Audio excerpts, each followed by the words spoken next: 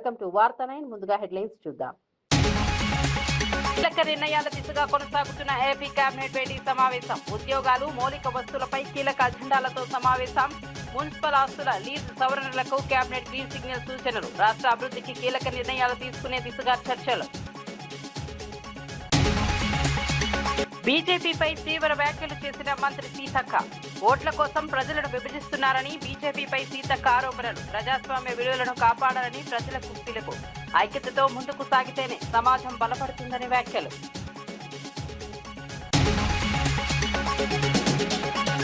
ఓటర్ల తొలగింపుపై కుట్రలు జరుగుతున్నాయంటూ కొండం ఆరోపణలు. పూర్తి స్థాయిలో ఏజెంట్ల నియామకంతో ఓటర్ల రక్షణ చర్యలు, నకిలీ ఓట్లను అడ్డుకునే చర్యలు కొనసాగుతున్నాయని వెల్లడి. ప్రజాస్వామ్యాన్ని కాపాడేందుకు కార్యకర్తలు అప్రమత్తంగా ఉండాలని సూచన. ఏపీ విద్యా వ్యవస్థ అభివృద్ధిపై కాల్వ శ్రీనివాసు కీలక వ్యాఖ్యలు. విద్యారంగంలో విప్లవాత్మక మార్పులు జరుగుతున్నాయని వెల్లడి. విద్యార్థుల భవిష్యత్తుకు ప్రభుత్వం తీసుకుంటున్న నిర్ణయాలు కీలకమని వ్యాఖ్య. దేశానికి ఆదర్శంగా ఏపీ విద్యా వ్యవస్థ నిలుస్తుందని విశ్వాసం. తెలంగాణ డీజీపీగా బాధ్యతలు స్వీకరించిన సివి ఆనంద్ కీలక వ్యాఖ్యలు. ప్రజల భద్రతే ప్రధాన లక్ష్యమని స్పష్టం చేసిన డీజీపీ సివి ఆనంద్. మావోయిజం తగ్గుతున్న నేపథ్యంలో పోలీస్ విధానాలపై దృష్టి. లొంగిపోయిన వారికి పునరావాసం మంచి ఫలితాలనిస్తుందని వ్యాఖ్య. ఏపీ కేబినెట్ భేటీ కొనసాగుతోంది. ఉద్యోగాలు, మౌలిక వస్తువులు, వ్యవసాయం, పట్టణాభివృద్ధి పెట్టుబడులపై కీలక నిర్ణయాలు తీసుకోనుంది. 20కి పైగా అజెండా అంశాలకు ఆమోదం తెలపనున్నట్లు సమాచారం. మున్సిపాలిటీ ఆస్తుల లీజ్ రెన్యువల్, అదే విధానాల సవరణలకు గ్రీన్ సిగ్నల్ ఇవ్వనుంది. పట్టణ స్థానిక సంస్థల్లో మ్యూటేషన్ ఛార్జీలను ఒకే విధంగా అమలు చేసే చట్ట సవరణపై కూడా నిర్ణయం తీసుకోనుంది. అభివృద్ధి కార్యక్రమాలకు వేగం పెంచే చర్యలపై చర్చ జరుగుతోంది.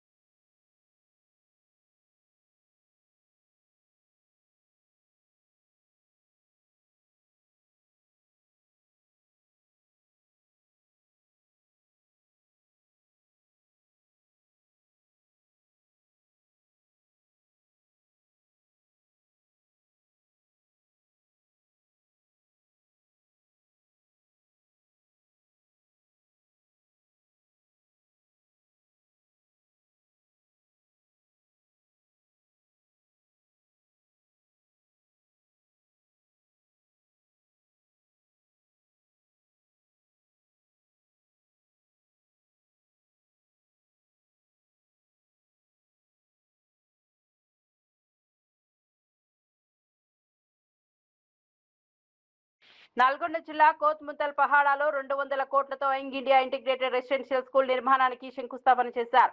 మంత్రి కోమటిరెడ్డి వెంకటరెడ్డి, మండలి చైర్మన్ గుత్తా సుఖేందర్ రెడ్డి, ఎమ్మెల్యే బాలునాయక్ పాల్గొన్నారు. కాంగ్రెస్ ప్రభుత్వం అన్ని విభాగాల్లో అభివృద్ధి సాధిస్తోందని తెలిపారు.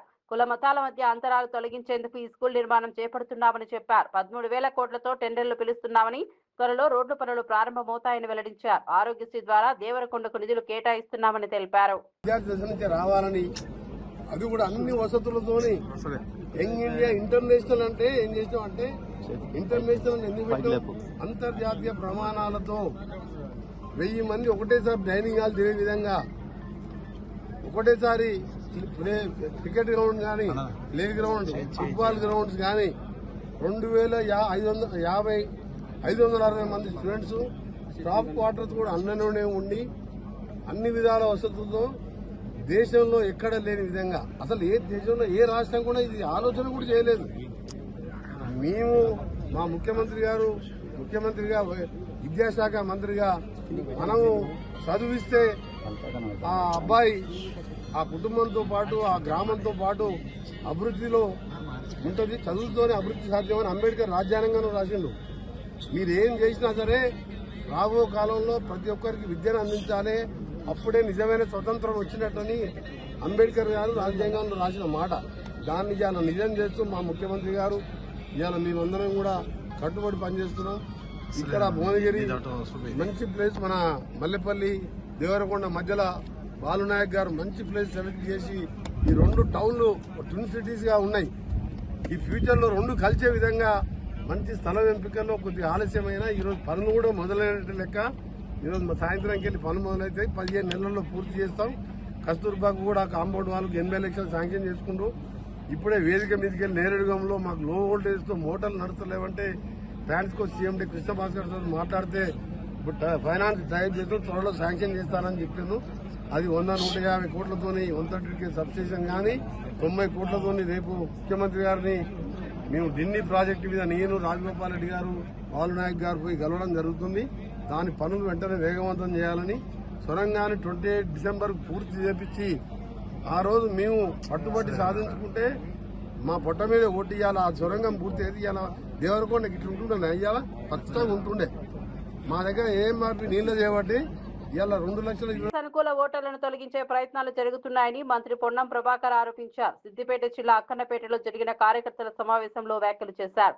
ఓటర్ల జాబితా సవరణలో అక్రమాలు జరగకుండా ప్రతి పోలింగ్ బూత్ వద్ద బూత్ లెవెల్ ఏజెంట్లను నియమిస్తున్నామని తెలిపారు. నిజమైన ఓటర్లను కాపాడడానికి చర్యలు తీసుకుంటున్నామని చెప్పారు. నకిలీ ఓట్లను అడ్డుకునే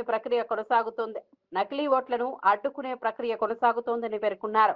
ప్రజాస్వామ్యాన్ని కాపాడడం అందరి బాధ్యత అని అన్నారు. కార్యకర్తలు అప్రమత్తంగా ఉండాలని సూచించారు. రాసుకుంటే లేదా ఓట్లు తొలగిస్తే ఆ ఫామ్ నెంబర్ల ప్రకారంగా అప్లికేషన్లు పెట్టించి అధికారులతో సమన్వయం చేసుకోగలిగినటువంటి పార్టీ స్ట్రాంగ్ ఉండాలి. కాబట్టి మన ఓటర్ లిస్టుల పేర్లు తొలగించకుండా దొంగ ఓట్లు ఎక్కకుండా గ్రామాల వారీగా మరి ఓటర్ల పరిశీలన ఎస్ఆర్ పేరు మీద ఏదైతే జరుగుతా ఉందో ఆ ప్రక్రియలో అప్రమత్తంగా ఉండడానికి మరి బూత్ లెవెల్ ఏజెంట్ గా పిఎల్ఏగా ఒక పేరే కావాలి కానీ ఊర్లో ఒక 4-5 ఉంటే మాట్లాడుకొని ఆ 200 ఓట్లకు ఒక మనిషి ప్రతినిధిగా ఉంటాడనే దాని మీద మనం 5 పేర్లు తీసుకుంటున్నాం. 5 రాష్ట్రాల ఎన్నికల్లో బీజేపీ గణనీయమైన విజయాలు సాధిస్తుందని ఎంపీ లక్ష్మణ్ తెలిపారు. మోదీ 3వసారి ప్రధానైన తర్వాత తొలిసారి తెలంగాణకు వస్తున్నారని తెలిపారు. మే 10న పరేడ్ గ్రౌండ్స్ లో జన ఆగ్రహ సభ నిర్వహిస్తున్నామని వెల్లడించారు. బీఆర్ఎస్ పార్టీ ఓ చచ్చిపోయిన పాము లాంటిదని వ్యాఖ్యానించారు. తెలంగాణలో బీజేపీ బలపడుతోందని అన్నారు. ప్రజల మార్పు కోరుకుంటున్నారని తెలిపారు. కేంద్ర ప్రభుత్వ నిర్ణయాలకు ప్రజల మద్దతు ఉందన్నారు. సభ విజయవంతం కావాలని పిలుపునిచ్చారు. రైల్వేస్, నేషనల్ హైవేస్, ఇతర కేంద్ర ప్రభుత్వ ప్రాజెక్టులకు సంబంధించి 7,823 కోట్ల రూపాయల వ్యయంతో అభివృద్ధి పనులకు వారు శ్రీకారం చుట్టబోతా ఉన్నారు. పెద్ద ఎత్తున జన ఆగ్రహ సభ పేరు మీద పెరెడ్ గ్రౌండ్స్లో సాయంత్రం 4 గంటలకు బహిరంగ సభ నిర్వహిస్తూ ఉన్నాము. బీజేపీ గణనీయమైనటువంటి విజయాలు సాధిస్తుంది. పశ్చిమ బెంగాల్, అస్సాం, పుదుచ్చేరిలో అదే రకంగా తమిళనాడు కూడా ప్రభుత్వం ఏర్పాటుకు మార్గం ఖచ్చితంగా సుగమమైంది. ఎంత తక్కువ మాట్లాడితే అంత మంచిది. ఆ పార్టీ అది చచ్చిపోయినటువంటి పాము, అది ఎంత లేచినా ఇప్పుడు లేవదు. ఒక ప్రతిపక్ష నాయకుడిగా ప్రజలు నమ్మకంతో ప్రతిపక్ష పాత్రను కల్పిస్తే కనీసం అసెంబ్లీకి రాకుండా ప్రజల సమస్యలను కూడా ప్రస్తావించకుండా ప్రజా సమస్యల మీద ప్రభుత్వం నిలదీయకుండా ఏ రకంగా వారు ఇక్కడ కూడా మ్యాచ్ ఫిక్సింగ్ ద్వారా ఒకరికొకరు లోపాయికారిగా సహకరించుకుంటూ వాళ్ళ తెలంగాణలో కూడా బీజేపీ అజయ శక్తిగా మారుతుందని చెప్పి దొడిదారిన అడ్డుకునే కుట్రలు పడుతున్న విషయాన్ని తెలంగాణ ప్రజలు కూడా గమనిస్తూ ఉన్నారు. తెలంగాణ ఉద్యమ సందర్భంలో తెలంగాణ ప్రజల ఆకాంక్షలకు అనుగుణంగా ఉద్యమంలో పనిచేసాం తప్పితే ఏ ఎన్నికల్లో కూడా స్థానిక ఎన్నికల సంస్థల ఎన్నికల్లో కానీ అసెంబ్లీ కానీ పార్లమెంట్ ఎన్నికలు కూడా ఏనాడు కూడా ఆ పార్టీతో పొత్తు పెట్టుకునే దాఖలాలు లేవు. ఖచ్చితంగా మేము ఒంటరిగానే పోటీ చేస్తాం, ఖచ్చితంగా ఒంటరిగానే అధికారులకు వస్తాం. తెలంగాణలో కాంగ్రెస్ ప్రభుత్వం రేవంత్ రెడ్డిపై ప్రతిపక్షం పదే విమర్శలు చేస్తోందని ఎమ్మెల్సీ అద్దంకి దయాకర్ అన్నారు. ఇప్పుడు రేవంత్ కుటుంబంపై కూడా మాట్లాడడం తగదన్నారు. కేటీఆర్ ను సొంత చెల్లెలే పట్టించుకోని పరిస్థితి ఉందని వ్యాఖ్యానించారు. కేసీఆర్ 2 నెలల్లో వ్యవస్థలను కూల్చివేశారని తెలిపారు. ప్రతిపక్షం రాజకీయ లాభాల కోసం విమర్శలు చేస్తోందని మండిపడ్డారు. ప్రజలు వాస్తవాలను గుర్తించాలన్నారు. ప్రభుత్వం అభివృద్ధి కార్యక్రమాలతో ముందుకు సాగుతోందని చెప్పారు. రాసిచ్చిందని చదువుడు తప్పితే కేటీఆర్కి ఏమర్థమవుతుంది? మొన్న మీ చెల్లె చెప్పింది కదా, లైట్గా తీసుకొని ఏంది కూరలో కరివేపాకులాగా ఇట్లా పట్టించుకోని పరిస్థితి నీకు ఉన్నది. ఒకవైపు ఏమో కేసీఆర్ ఎంత 2.5 సంవత్సరాల్లో మొత్తం వ్యవస్థలను కూల్చిరని చెప్పి బాధపడిపోతుంది. అవునరా నాయన, నువ్వు ఏర్పరిచిన, నువ్వు నిర్మించుకున్న నియంత వ్యవస్థల్ని కూల్చింది రేవంత్ రెడ్డి. నీ ఆలోచనలో ఉన్న ఫ్యూడలిస్టిక్ అప్రోచ్ని డెస్ట్రాయ్ చేసి ఇప్పుడు పరిపాలనలో ప్రజాపాలన తీసుకురావడమే రేవంత్ రెడ్డి చేసిన లక్ష్యం. మార్చాలి, లేకపోతే నీలాగా ఉంటే తెలంగాణ మళ్ళీ నిజాం కంటే ముందు రోజులకు వెళ్ళేది.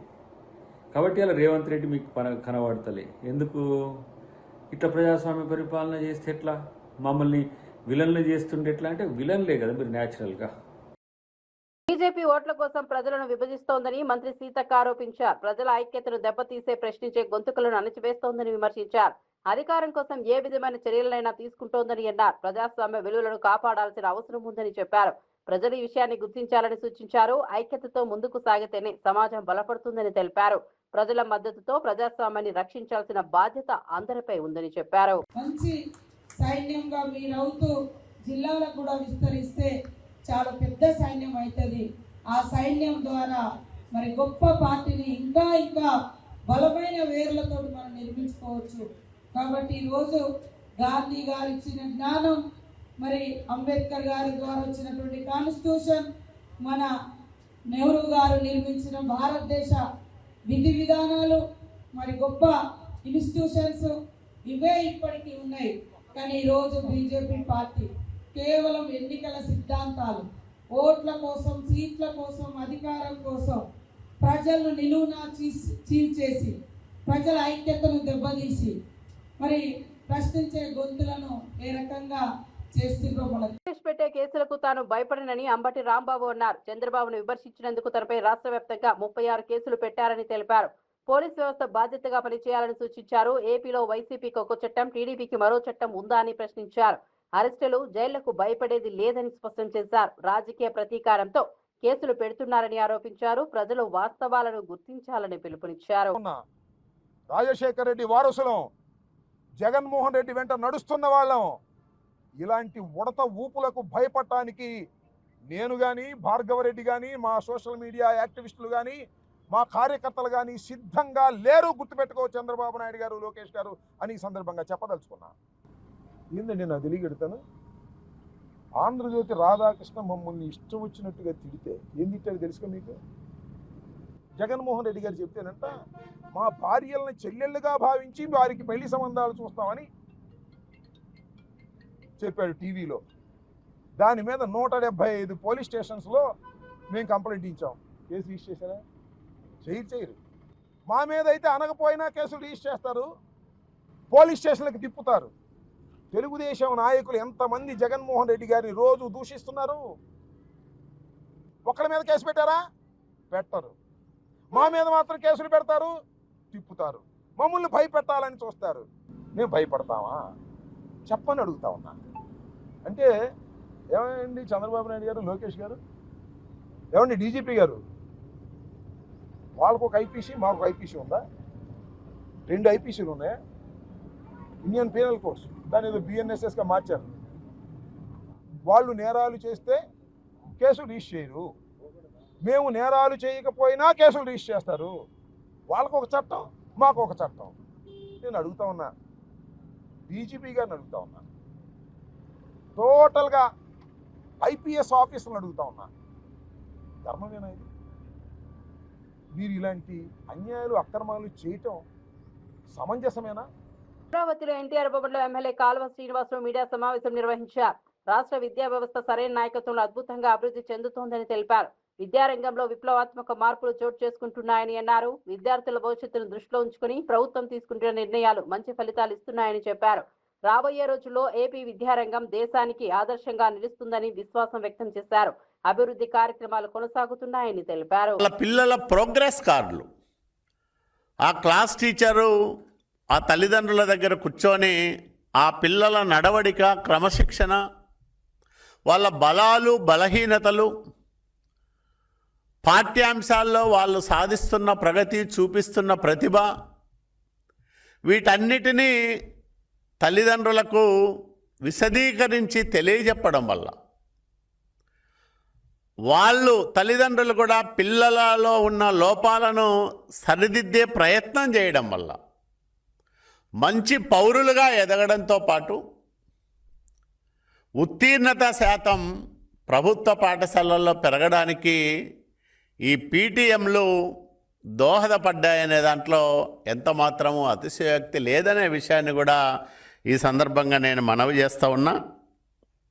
ఎందుకంటే ఒక యువ నాయకుడు ఉన్నత విద్యాభ్యాసం చేసి తన కుటుంబ వ్యాపార కార్యకలాపాల్లో కొంతకాలం ఉండి రాజకీయాల్లో ప్రత్యక్షంగా వచ్చిన తర్వాత మంత్రిగా సమర్థవంతంగా పనిచేయడంతో పాటు ఈరోజు రెండోసారి విద్యాశాఖ ఒక సవాలుగా తీసుకొని ఆ శాఖను, ఎందుకంటే చాలామంది మానవ వనరుల శాఖ అంటేనే భయపడే పరిస్థితి, అట్లాంటి శాఖను ఒక సవాలుగా తీసుకొని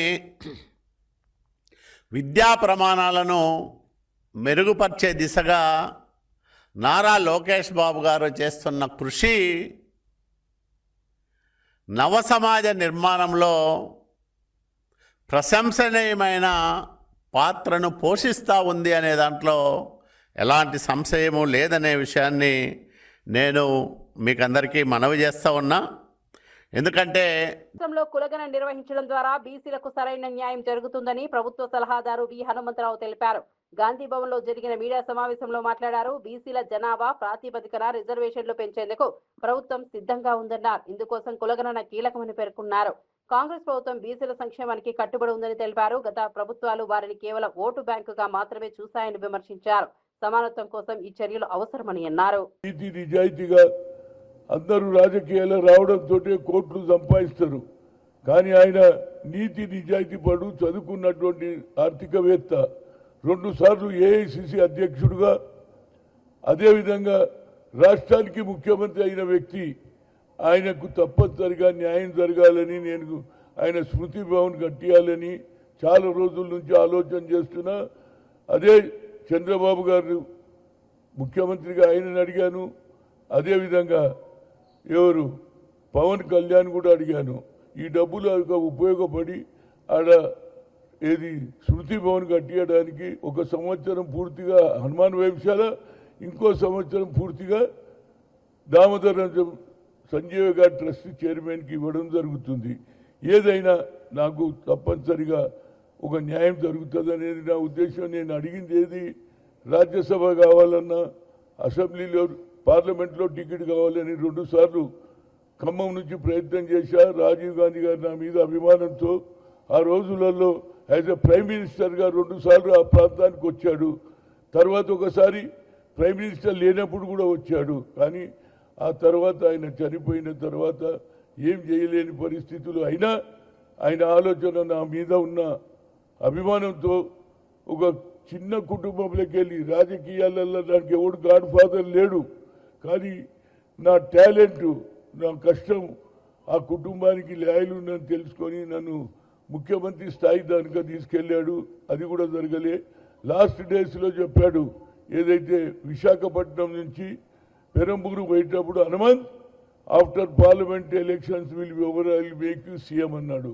ఆ రోజు నుంచి నాకేమి లేదు, కానీ నేను ఆ ప్రాంతంలో పనిచేయాలని అన్నాను. కానీ దురదృష్టవశాత్తు 2 సార్లు రాలేదు. రాకపోయినా నాకేం పర్వాలేదు, కానీ ఈ పార్టీ గెలవాలని గత 10 సంవత్సరాల నుంచి బీఆర్ఎస్ ప్రభుత్వం వ్యతిరేకంగా, అదేవిధంగా హిందూ దేశం తెలంగాణ డీజీపీగా బాధ్యతలు స్వీకరించిన సివి ఆనంద్ ముఖ్యమంత్రి రేవంత్ రెడ్డికి ధన్యవాదాలు తెలిపారు. తెలంగాణ పోలీస్ వ్యవస్థలో ఉన్న ఉత్తమ విధానాలను కొనసాగిస్తానని చెప్పారు. ముఖ్యమంత్రి ప్రాధాన్యత ఇస్తున్న అంశాలపై ప్రత్యేక దృష్టి సారిస్తానని వెల్లడించారు. దేశంలో మావోయిజం తగ్గుతున్న నేపథ్యంలో పోలీస్ శాఖ మారుతున్న పరిస్థితులకు అనుగుణంగా పనిచేయాల్సిన అవసరం ఉందన్నారు. నక్సలిజం అణిచివేతలో ఉమ్మడి ఏపీ, తెలంగాణ రాష్ట్రాలు దేశానికి ఆదర్శమని గుర్తు చేశారు. లొంగిపోయిన వారికి పునరావాసం కల్పించడం మంచి ఫలితాలనిచ్చిందన్నారు. ప్రజల భద్రతే ప్రధాన లక్ష్యమని స్పష్టం చేశారు. Areas which the Honorable Chief Minister has enumerated and has been discussing for the last 1 or 2 years. With the changing scenario, with the fall of Maoism in the country, we also need to reprioritize our activities. As you all know, the erstwhile state of AP and Telangana have been the pioneers in controlling this problem of Naxalism and Maoism. The famous AP model, or the Telangana model, is known to everyone. At the basis of it is the creation of organizations like Greyhounds and SIB to back the efforts of the district police forces. Along with the offensive, there was a parallel policy of surrender, rehabilitation, and giving employment opportunities to the surrendered Naxals and Maoists.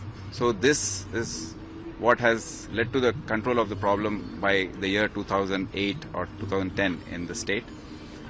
And now we see, due to the intense efforts of the Government of India, the problem in the country itself seems to be nearing an end. And through Operation Kagar, and also there's an extensive surrender and rehabilitation policy which has been put in place. So focusing on that, at the same time, now we see new issues taking up the attention of the police department. The problem of narcotics has become quite serious in the country and also in the state. That needs to be focused upon. Already a narcotics bureau called Eagle has been created. Srinivasa Ramanujan foundation ఆధ్వర్యంలో మంత్రి సీతక్కకు ఉత్తమ సేవా పురస్కారం అందించారు. ఈ సందర్భంగా మాట్లాడిన సీతక్క, వెంకయ్య నాయుడు జీవితం విద్యార్థులకు ఆదర్శమని తెలిపారు. విద్య మనిషి ఆత్మగౌరవాన్ని పెంచుతుందని, ఎవరు దొంగలించలేని ఆస్తి చదివేనని అన్నారు. ములుగు జిల్లా 10వ తరగతి ఫలితాల్లో రాష్ట్రంలో ప్రథమ స్థానంలో నిలవడం ఆనందకరమని అన్నారు. విద్యార్థులు కష్టపడి చదివి ఉన్నత స్థాయికి చేరాలని సూచించారు. విద్యాభివృద్ధికి ప్రభుత్వం కట్టుబడి ఉందని వెల్లడించారు. ఈ అవార్డు తనపై మరింత బాధ్యత పెంచిందని తెలిపారు. మన పిల్లలకు మరి ఆర్ఫన్ స్కూల్లో ఉన్న పిల్లలకు కొన్ని మంచి మాటలు చెప్పి స్టడీ మీద వాళ్ళు ఎంత ఎడ్యుకేషన్ అనేది ఎంత ఇంపార్టెంటో నా జీవిత చరిత్రలో చెప్పడం జరిగింది. నా 10th తర్వాత ఆగిపోయిన తర్వాత మరి ఉద్యమాలకు వెళ్ళి పోరాటాలకు వెళ్ళి మళ్ళీ వచ్చి 15 రోజులు బాబును బయట పెట్టి ఎగ్జామ్ హాల్లోకి వచ్చి ఎగ్జామ్ రాసి తర్వాత LLB కంప్లీట్ చేసుకొని మరి ఏ కోర్టులో అయితే నేను అక్యూజ్డ్గా నిందితురాలుగా చేతులు కట్టుకొని కోర్టు ముందు నిలబడ్డాను, అదే కోర్టులో 5 years ప్రభుత్వ తప్పిదాలను ఎత్తి చూపుతున్నందుకు తెలుగు స్క్రైబ్ సంస్థకు UAPA చట్టం కింద నోటీసులు పంపడంపై బీఆర్ఎస్ నేత RS ప్రవీణ్ కుమార్ తీవ్ర విమర్శలు చేశారు. అధికారుల పేర్లతో బహిరంగంగా లేఖలు పంపడం భద్రతా సమస్యలకు దారి తీస్తోందని అన్నారు. ట్యాపింగ్ కేసులో ఉన్న సీనియర్ జర్నలిస్టులను హరీష్ రావు పేరు చెప్పకపోతే బెయిల్ రాదని బెదిరిస్తున్నారని ఆరోపించారు. ఇది ప్రజాస్వామ్యానికి విరుద్ధమని, మీడియా స్వేచ్ఛను అణగదొక్కే చర్యలని పేర్కొన్నారు. విమర్శలను అణిచివేయడానికి ప్రభుత్వం ఇలాంటి చర్యలకు దిగుతోందని మండిపడ్డారు. ప్రజలు అప్రమత్తంగా ఉండాలని పిలుపునిచ్చారు. ట్విట్టర్కు లెటర్ రాస్తుంది. ఆ లెటర్ అంతా కూడా ఇప్పుడు సోషల్ మీడియాలో పూర్తిగా దేశం అంతా కూడా సర్క్యులేట్ అవుతుంది. మొత్తం దేశంలో ఉండే ఫేమస్ జర్నలిస్టులు అందరూ కూడా దీన్ని ఖండించారు. ఆ లెటర్ రాసిన అధికారి లెటర్ హెడ్ ఆయన పేరు రాసిండ్రు. ఆయన పేరు రేపు లష్కర్ ఏ తోయబాకు తెలియదని గ్యారంటీ ఏమిటి? అల్ ఖైదాకు తెలియదని గ్యారంటీ ఏమిటి? జైషే మహమ్మద్కు తెలియదని గ్యారంటీ ఏమిటి? లేకపోతే ఇంకా ప్రపంచంలో ఉండే ఉగ్రవాద తీవ్రవాద సంస్థలకు తెలియదని గ్యారంటీ ఏమిటి? మీరు ఆయన ప్రాణాల ప్రమాదంలో పెట్టినట్టే కదా, ఆ డిపార్ట్మెంట్ను ప్రమాదంలో పడేసినట్టే కదా. పోలీస్ అధికారులకు దయచేసి నేను రిక్వెస్ట్ చేస్తున్నా, మీరు ముఖ్యమంత్రి గారు ఇస్తున్న అక్రమ ఆదేశాలతోని మీరు చేయకూడని తప్పులు చేస్తూ ఉన్నారు. ఈ ట్యాపింగ్ కేసులో ఉండే ఒక జర్నలిస్టును, నిందితుడిగా మీరు చేర్చిన ఒక జర్నలిస్టును మీరు మళ్ళీ మళ్ళీ పిలిచి నువ్వు హరీష్ రావు పేరు చెప్పవా, లేకపోతే బిడ్డ నువ్వు మళ్ళీ జైలుకు పోతావు, నీకు ప్రమాదంలో ఉంటుంది అని చెప్పి మీరందరూ కూడా టార్చర్ చేస్తున్నారన్న విషయం మాకు తెలుస్తూ ఉన్నది. మరిన్ని అప్డేట్స్ కోసం చూస్తూనే ఉండండి.